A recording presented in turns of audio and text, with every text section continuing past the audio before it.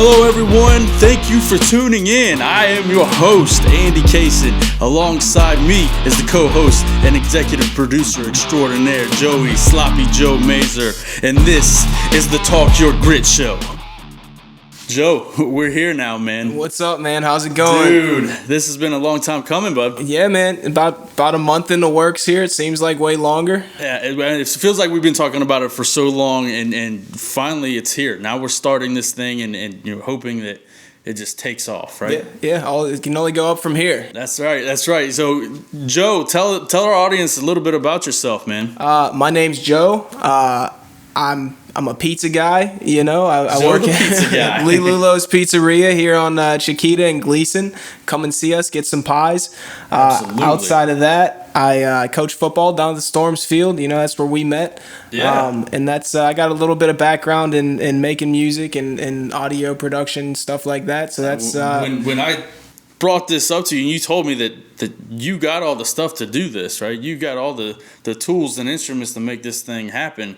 You know, I got extremely excited, and I know a little bit about your background, right? You got a little rap game in you, right? A little bit of this, a little bit of that. You know what I'm saying? Man. So you got to check them out on Apple, iTunes, and all that stuff, it is, right? Yeah, all over the place. So yeah, man. That's awesome, Joe. Man, I'm really excited to be teaming up with you because we both share a common interest, and that's our love for the game of football, our love for the kids that we coach every single day, and how are we able to, you know, lead, develop, mentor these kids into something to where they make a positive impact on the community later on in their lives. Right. So, you know, thinking about what we're going to do on this podcast, we started off with the idea that it'd be just a local, you know, youth football podcast, right? Yeah, which it would have been cool, but it'd be limiting. It's very limited, right? So, you know, what could we have done off of that? And, you know, it really hit me when I was at an actual football game where I saw one of our former players got injured, right? He's laid out in the middle of the field getting stretchered off, and he got a pretty significant injury to his leg. And I started thinking, like, wow, what's going through his mind right now? Right. Like, what is he thinking? What is, you know, what's his mindset right Probably hitting every emotion that you could hit right exactly, there, you know? Right? So. You know, here's a kid that, you know, is coming into his own. He's starting. He's a sophomore starting on varsity. And, you know, he's going into his junior year now, and he just got this nasty leg injury. So how far back is that going to set him? Where's his mindset at right now? What's his support system look like? What does rehab look like? What's the timetable look like for him returning to the field, right? So all of these things, it's like, man, that just triggered something in me where we could really take off with this and talk to people like that. Right. People that have either are facing or have faced adversity, right? Everybody's got a story.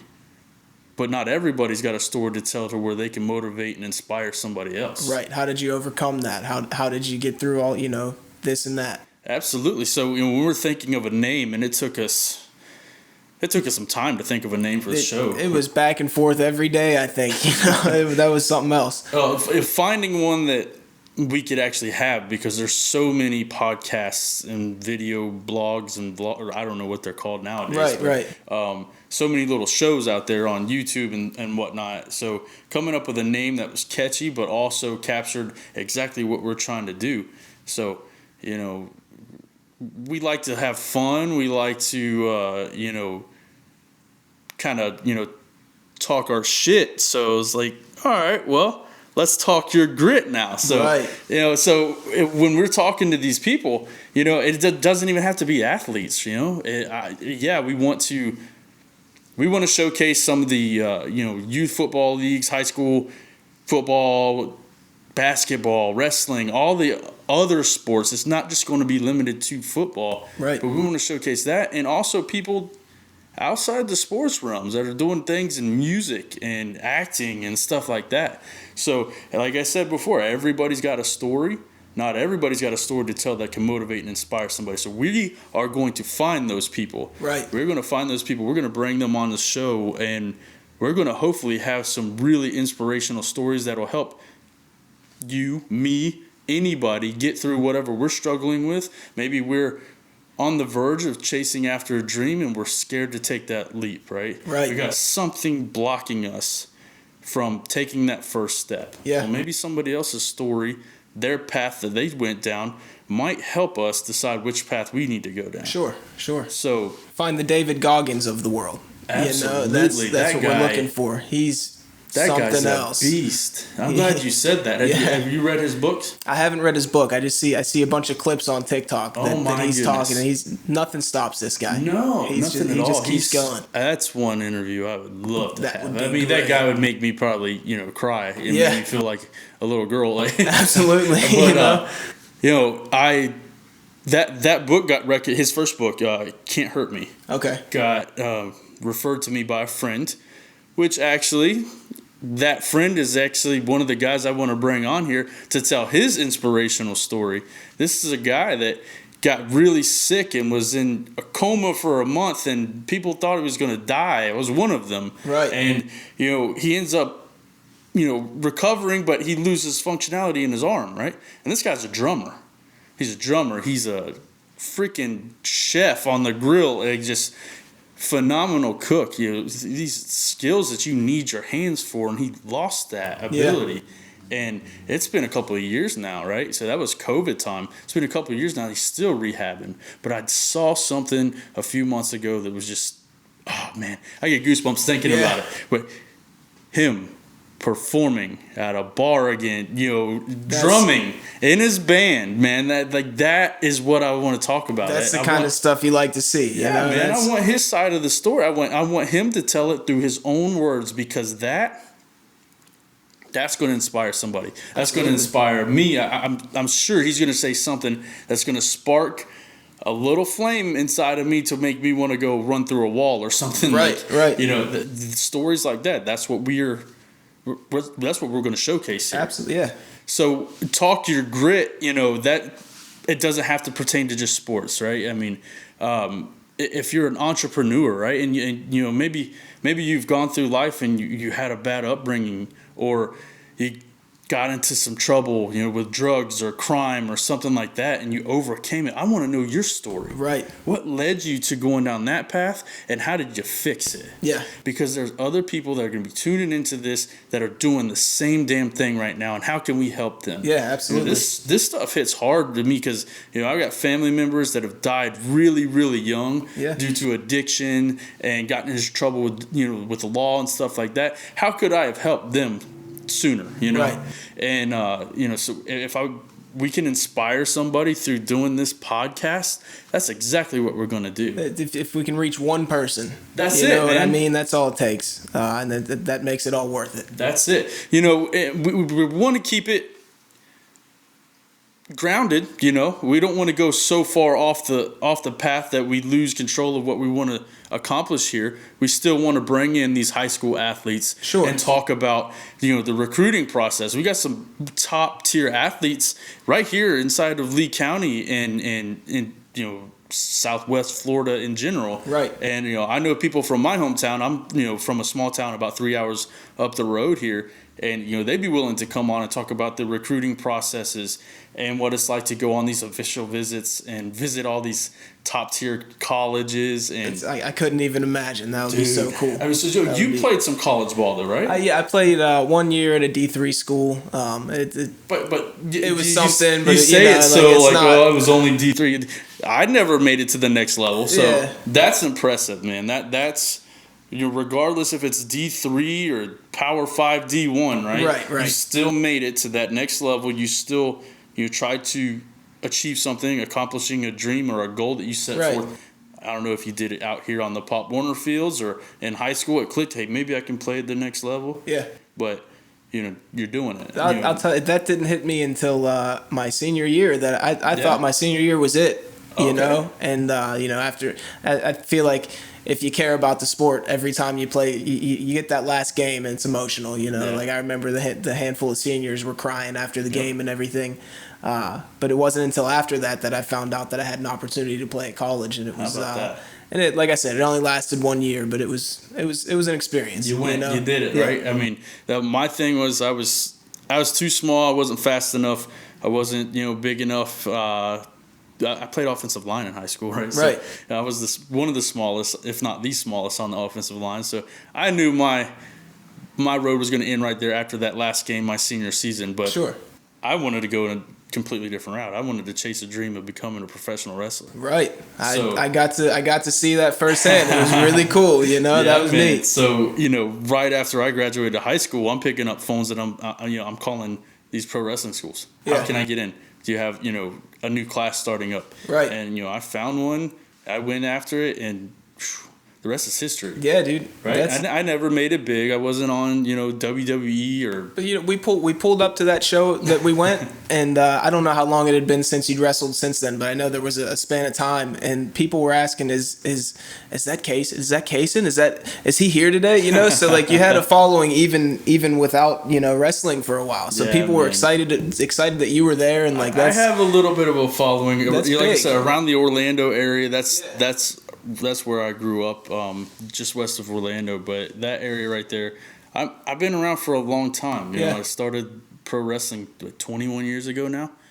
That's 21 years. That's a big span of time. I wish I could say that more confidently, though, because when you say, "Oh, I've been wrestling for 21 years," people think, "Well, you should have thousands of matches under your belt." But there's been times where I would take leave of absences. I'm busy at the field, right? So anytime I'm coaching, I don't wrestle. Right. It's a full-time job down there, especially with your other responsibilities at the Storms Field. Like there's a lot going on. So that's our second full-time job. Exactly. That we have. Exactly. So you put in 50, 60, 70 hours at your real job, then you go to your free job at the field. Right. And right. You're volunteering all your time because we want to be there. You know what I mean? Like that's something we want to do, and giving back to the kids, the community. And man, we're still around the game that we love so much, right? That's every August I look at these kids, hitting each other, and I'm like, what I wouldn't give to be in their position right now, I know. One more time. Right. One more time just to suit up and go to war with your brothers one more time. It's I don't think there's a feeling that replaces, putting on that gear and getting out on the field. I tell you, wrestling, you're in the spotlight. You're kind of isolated. You're by yourself. It's you and the guy across from you, or unless you're in like a tag team match or something like that. But the feeling I get when I walk through the curtain and I hear my music and the place erupts and people are chanting my name and stuff like that, it's almost the exact same as running out through the cheerleaders with all your boys on Friday night, the band's playing, people are going nuts. It's the same feeling, man. It's an adrenaline rush, that's for sure. Absolutely. Yeah, that's I think it'd probably be similar to jumping out on stage and performing, music and stuff like that. And so tell me, have you ever performed? A handful of times. Yeah. When we first started, we were looking for every opportunity to perform that we could, and it was about once every other month that we'd travel somewhere and perform. Okay. And it never really brought any money in, and we were spending more. That's why we stopped doing it. We were spending more than we were making. That's the life of an indie pro wrestler. But the cool thing is we'd show up to these places, nobody knew who we were. By the end of it, they were looking at us like we were some superstars. Yeah. And we weren't, you know what I mean? But it was a cool feeling, and like that's awesome, man. That was the... I say one time I was, I was wrestling. I had a tag team partner. So at the time, before I found out who I wanted to be in wrestling and developed the Kaysen McLean character, I was this young, brash, cocky, wannabe rapper boy named Remix. Okay. And my tag team partner, his name was Freestyle. Okay. So we were the Dirty South boys, right? And we were getting over in Orlando pretty well. So one of these club owners or something asked us to come and open for 3-6 Mafia. I'm like, we don't rap. Yeah. Like, no, just call them out on stage. Okay. I'm like, all right. So 3-6 Mafia is supposed to be at this big club in Orlando. We go over there, we show up to do this, and the club got shut down before the concert ever started. No. There was a shooting outside. Jeez, man. Yeah, man. So there goes our opportunity to mingle with 3-6 Mafia. Yeah. So, yeah, I grew up pretty quick after that. Yeah, I can imagine. That's something else. Yeah, man. So now we're here. Now I'm almost 40 now. I'm almost 30. You're almost 10 years apart, I think. Yeah. So now we're just, trying to be positive influences on the kids around us. Yeah. And we want to tell stories. We want them to come tell their stories. And anybody that's, struggled or persevered or triumphed after a bunch of trials and tribulations, like, we want that. Yeah, we want to see the people that get their face shoved in the dirt and stand back up and say, what else do you got? Exactly. That's what we're looking for. I read something last night. It said grit, the backbone of greatness. Yeah, that's pretty dope. I like that. That's what we're going to do here. Yeah, that's exactly what the show's going to be about. I'm excited to have our guests on. We're going to line up our first guest and hopefully get that recorded and out there for the next soon. Episode here. Right now, what you see is what you get, and it's very basic. It's a basic setup, and we're going to grow it as we go. So we can't do that without sponsors, right? Sure. We can't do that without your help, your support. So we want you to like, subscribe, follow, share us on all social media platforms. And then if you're a business or something like that and you want to come help and get your name out there, we will promote the hell out of you, because you're going to be helping us. We're going to help you. So it seems like energy drink companies like sponsoring other podcasts. Yeah. If you're an energy drink company, reach out. We'll drink your energy drinks here right on set, whatever. And, absolutely. So if you're a business owner, you're going to reach out to us. Joe, I'm sure you're going to throw up our email address, contact information, or something like that. Right. So, man, Joe, I'm ecstatic about this. Yeah, man, this is going to be cool. This is exciting. And it can only go from here. I think I said that already, but that is what it is. It is what it is, bro. I mean, this is going to be something, like I said, we didn't want it to cap out at just youth sports, right? So we wanted to take this as big and as far as it can go. Yeah. So this is the Talk Your Grit show. Looking forward to more episodes, looking forward to spending more time with you, whether you're listening to us on the way to work or you're out by your pool drinking a beer right now, or, you're just relaxing in your lazy boy. I don't know, but you got us on, you're listening to us. Thank you. This is not going to be some stale and stagnant show. We're going to bring the energy, we're going to bring the fun, and hopefully inspire the hell out of you to do something great today, to do something positive in your community, whether it's holding the door open for somebody at the grocery store or just giving somebody a smile in passing. That's what this is about. Yeah. That's the grit. That's the grit factor, baby. So thank you for joining us.